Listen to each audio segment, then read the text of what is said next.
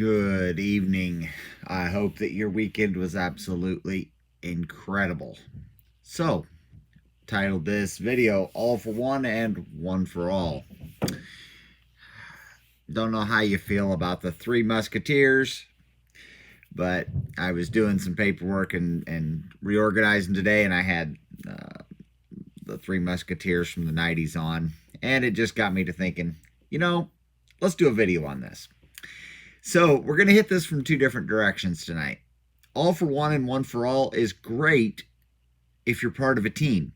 If you're part of a team that you respect, that you want to help grow, and you want to be an encouragement to those around you. Andy, great to have you on. I hope your weekend is absolutely incredible.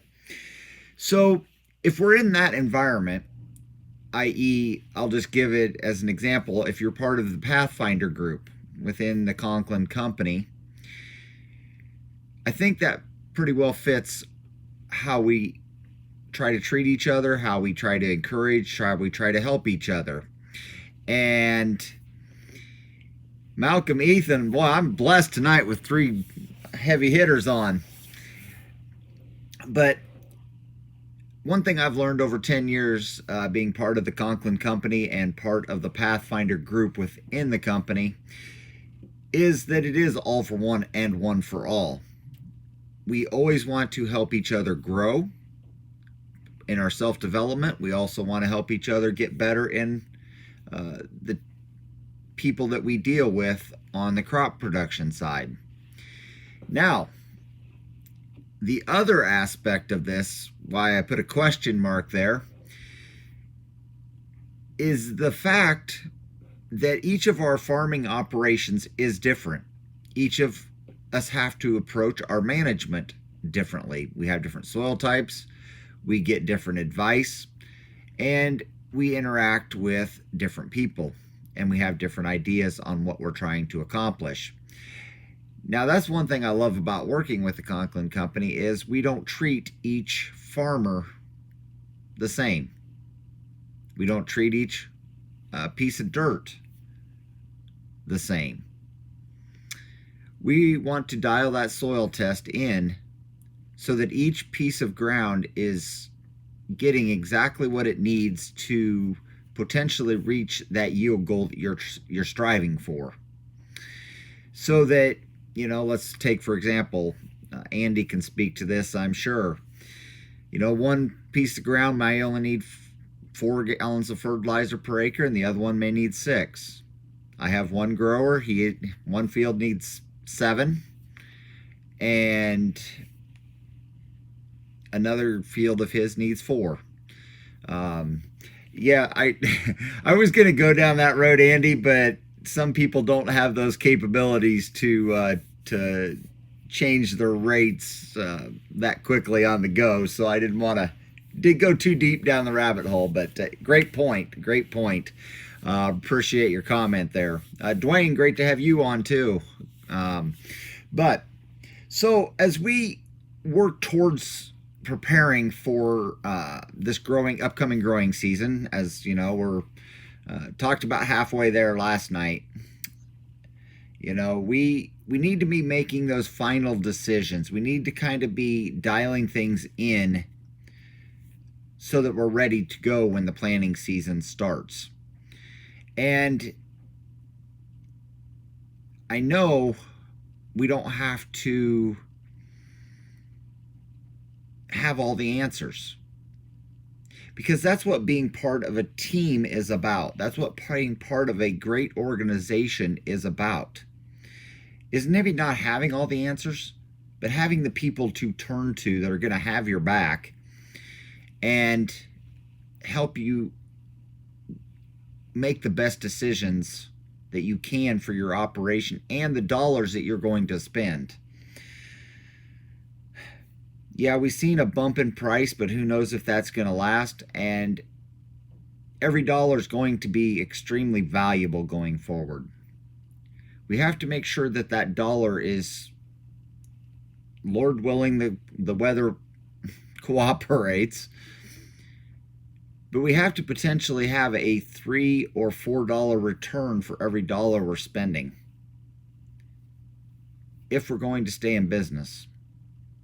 And then we have to know how we're going to invest those dollars going forward. And that's another part I love about dealing with the Conklin company, is we're not going to tell you come June, hey, you might as well just go ahead and spray that fertilizer. You already spent the money on it. What we're going to tell you is, let's say we have a situation again, like the derecho that came through and just leveled the crops.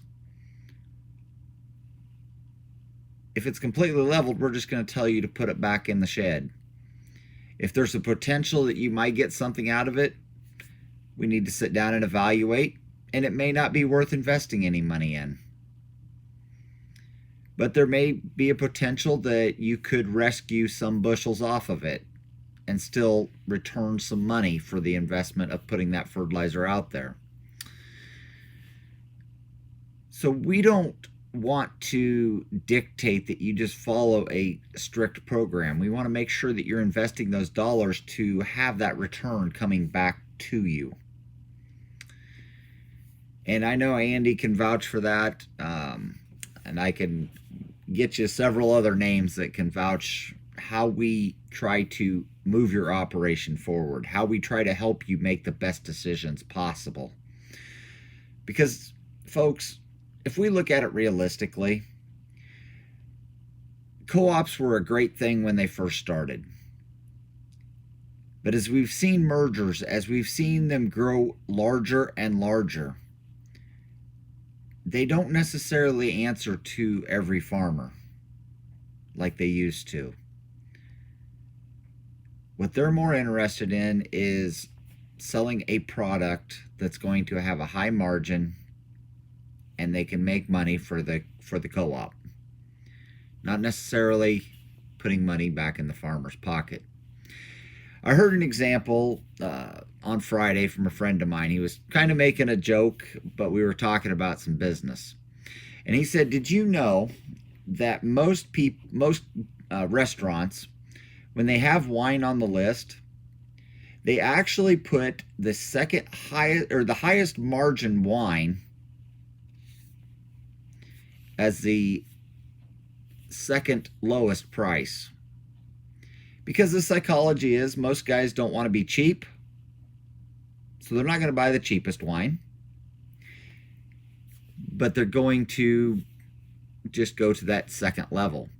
And we see that in agriculture.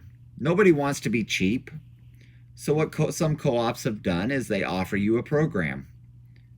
You can have this program for this much money, this program for that much money, and then we got a really high level program. And Mr. Rod Livesey does a better job of explaining that on one of his podcasts. And I think it's well worth reiterating. Is one program doesn't fit all. It isn't all for one and one for all when we're trying to determine our profitability on each field and for each farmer. So let's quit acting like it. Let's start upping our management. Let's start increasing the way we approach our crop production and our livestock production. Let's band together with those that want to see us achieve amazing and phenomenal things on our farms. Those people that want to see us achieve building that legacy for that next generation.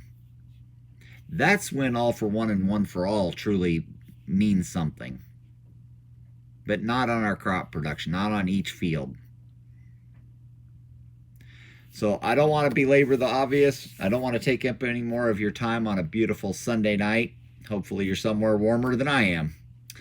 But let's think about it as we approach our planting season here coming up in about 3 months, 4 months, depending on your location. And let's achieve something great. Folks, if you don't know much about Conklin, if you don't know much about their AgriVantage system, give me a call at 515-822-7095. Reach out to Andy or Mason. Both those gentlemen have seen results on their farms. They can give great testimonials about the success that the program has brought to them. But feel free to reach out to me. We do have some more ProAgs coming up. We do not force you to purchase any products. We just want you to come, learn, and hopefully you will pick up 3 to 4 nuggets that can add an extra 20, 30. If you start implementing some AgriVantage products, guys have seen $40 to $50 per acre increases. Folks, we have to turn some profit. So let's make this year great. Mason, Andy, Dwayne, Malcolm, Ethan, awesome to have all of you on, as absolutely always. It's such a pleasure. We'll plan on seeing you tomorrow night.